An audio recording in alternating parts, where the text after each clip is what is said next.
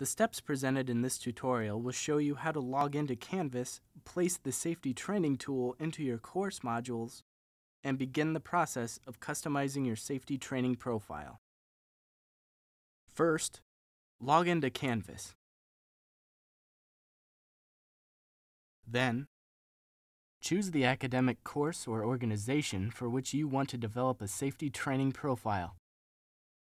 Click on the modules in the course navigation. Click the Add Module button. Type the name of the module into the name field of the Add Module pop-up window. Click on Add Module to confirm. Click on the Add Item button within the module. Choose External Tool from the Add Field drop-down menu. Choose Safety Training from the list of external tools.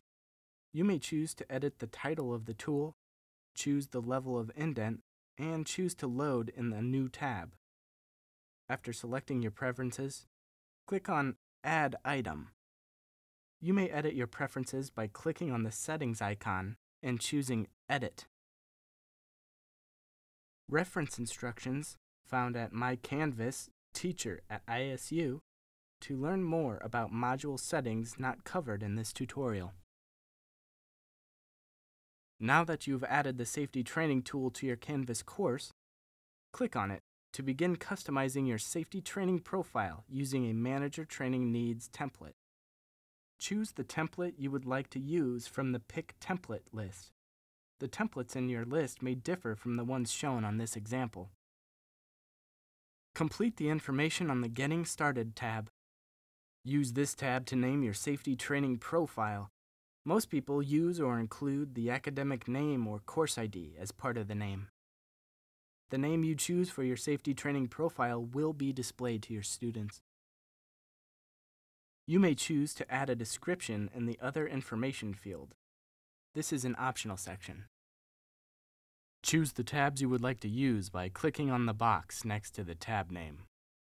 The tabs you choose will become part of the menu bar along with the required tabs of Getting Started and Review Selected Items.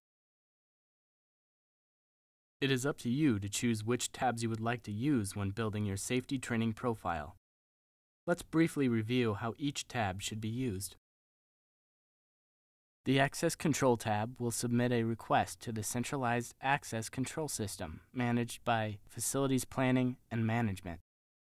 You can learn more about how to use this tab by viewing the Providing Access and Equipment Lockout tutorial.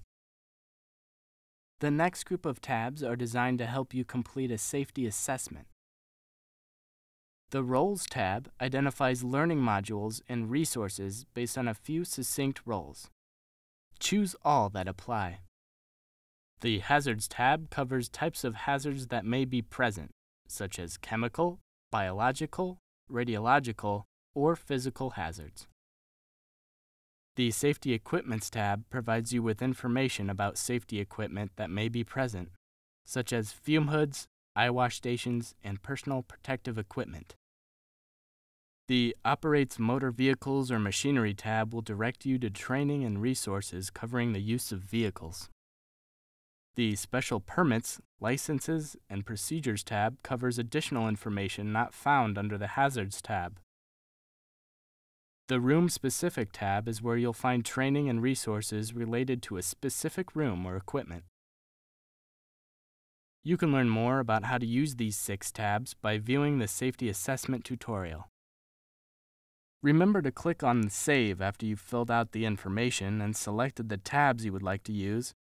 At this point, the fields at the top of the screen will autofill with information such as the academic course ID, the name you provided, and the last date modified. The tabs you have chosen to use will display in the menu bar.